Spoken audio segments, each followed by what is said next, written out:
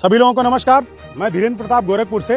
दोस्तों, मोदी सरकार ने गरीबों को 5 किलो मुफ्त राशन देने का घोषणा किया है और राशन मिल भी रहा है। इस मुफ्त राशन पर स्वर्गीय अमरीश पुरी जी का एक विचार है, उसको सुन लीजिए, उसके बाद मैं आगे की बात करता हूँ। खाने के लिए आप लोगों को अनाज मिलता रहेगा। इन लोगों से कागज पर इनके अंगूठों के निशान ले लूं ठाकुर? अभी नहीं, पहले इन लोगों को हराम की खाने की आदत पड़ने दो। हाँ, तो दोस्तों, आपने अभी अमरीश पुरी जी का विचार सुना, जिसमें अमरीश पुरी जी बोल रहे हैं कि जनता को पहले हराम का खाने की आदत डाली जाए, जनता को हराम खोर बनाया जाए। तो क्या यह आदत हमारे देश के लोगों को पड़ चुकी है? जी हाँ, बिल्कुल पड़ चुका है। इसका एक सटीक उदाहरण मैं आपको बता रहा हूँ। दोस्तों, कोरोना के समय में लाखों लोग मरे। ऐसा कोई व्यक्ति नहीं है देश में जिसके परिचित में कोई मरा ना हो, कोई रिश्तेदार मरा ना हो, कोई सगा संबंधी उसका मरा ना हो। और उस दौरान ये लोग इस तरह से सोशल मीडिया पर रिएक्ट कर रहे थे जैसे कि लॉकडाउन खत्म होते ही सरकार के खिलाफ आंदोलन करेंगे, सरकार को उखाड़ करके फेंक देंगे, ये कर देंगे, वो कर देंगे।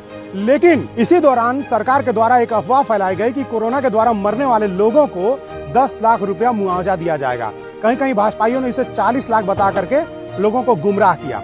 और जैसे ही फैसले की घोषणा हुई, तमाम लोगों के अंदर से आंदोलन का जो भूत था वो खत्म हो गया। तमाम लोगों के अंदर जो सरकार का विरोध था वो खत्म हो गया।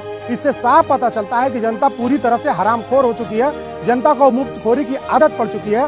और अब यह जनता कहीं पर केवल 5 किलो राशन में ही महंगाई, बेरोजगारी, अशिक्षा, भूखमरी, आतंकवाद, जातिवाद, सांप्रदायिकता सबको भूल चुकी है, दंगे फसाद को भूल चुकी है, हिंदू मुस्लिम का जो बंटवारा हो रहा है उसको भूल चुकी है। देश में यह भी कहा जा सकता है कि जो भूखा है वो जा करके राशन लेगा, लेकिन जो भूखा है वो आंदोलन भी कर सकता है। लेकिन कहीं पर भी कोई आंदोलन यहाँ पर दिखाई नहीं दे रहा है।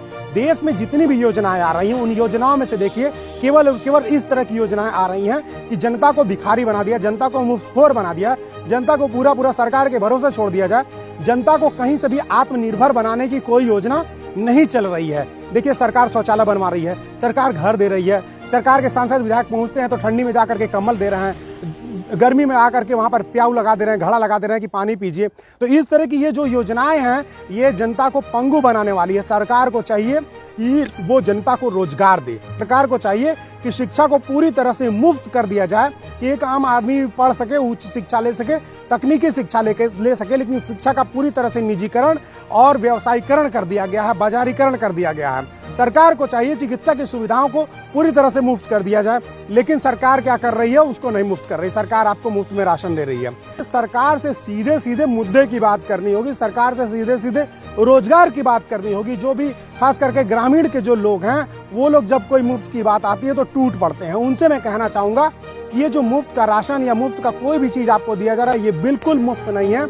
ये जो आपको दिया जाता है वो सरकारी खजाने से निकाल करके दिया जाता है। सरकारी खजाना जब खर्च होता है तो सरकारी खजाने को भरने के लिए महंगाई को बढ़ा दिया जाता है, टैक्स को बढ़ा दिया जाता है, और उसी टैक्स से फिर सरकारी धन खजाना बनता है, और उसी सरकारी खजाने में से कुछ उसमें से निकाल करके आपको दे दिया जाता है और आप उसमें खुश हो जाते हैं। आप सोचिए कि पेट्रोल डीजल पर आज सरकारें 100 रुपया का पेट्रोल है तो उसमें 70-75 रुपया सरकारें जो है टैक्स ले रही हैं। मतलब 70% जो पैसा है वो टैक्स का पैसा है, और वो टैक्स का पैसा आपसे लिया जा रहा है। और मुफ्त वैक्सीन, मुफ्त में राशन, ये सरकार जो प्रचार कर रही है, सोचिए एक प्रिंटेड झोला है जिसमें मोदी की फोटो लगी हुई है, उस झोले में 5 किलो राशन दिया जा रहा है। जितने का वो राशन है उतने का ही वो झोला है। यानी कि सरकार जितना आपको राशन नहीं दे रही है, उससे ज्यादा वो पैसा प्रचार में खर्च कर रही है। ये सीधे सीधे तौर पर सरकार अपनी मार्केटिंग कर रही है, अपना वोट बैंक बढ़ाने की कोशिश कर रही है। ये दिखाने की कोशिश कर रही है कि हम आपको मुफ्त में दे रहे हैं, जो वो कहीं से भी मुफ्त नहीं है। वो भरपाई हम ही आपको करना पड़ेगा। और आज हम अगर राशन मुफ्त में मिलेंगे, कंबल मुफ्त मिलेंगे, शौचालय मुफ्त मिलेंगे, घर मुफ्त मिलेंगे, तो हमको उसका भरपाई भी करना पड़ेगा। हमको टैक्स के रूप में वो पैसा आप सरकार को लौटाना पड़ेगा, और वही महंगाई के रूप में हमारे ऊपर आकर के फिर से गिरेगा। लेकिन इसके साथ साथ जो सबसे बुरी बात है कि हमारे लोगों के बीच हरामखोर बनने की प्रवृत्ति आगे बढ़ती जाएगी, भीख मांगने वाली प्रवृत्ति आगे बढ़ती जाएगी। सरकार आपको भिखारी, भिखमंगा बनाना चाहती है, सरकार आपको आत्मनिर्भर नहीं बनाना चाहती है। अगर आपके अंदर जरा सा भी आत्मसम्मान बचा है तो सरकार से भीख मांगने के बजाय अधिकार मांगिए और उनसे कहिए कि हमको रोजगार दें। सोचिए कि अगर आपके पास रोजगार होगा तो क्या आप 5 किलो राशन के लिए लाइन लगाने जाएंगे? आप बढ़िया से बढ़िया खाना खरीद करके खा सकते हैं, आप बढ़िया से बढ़िया कपड़ा पहन करके खरीद सकते हैं।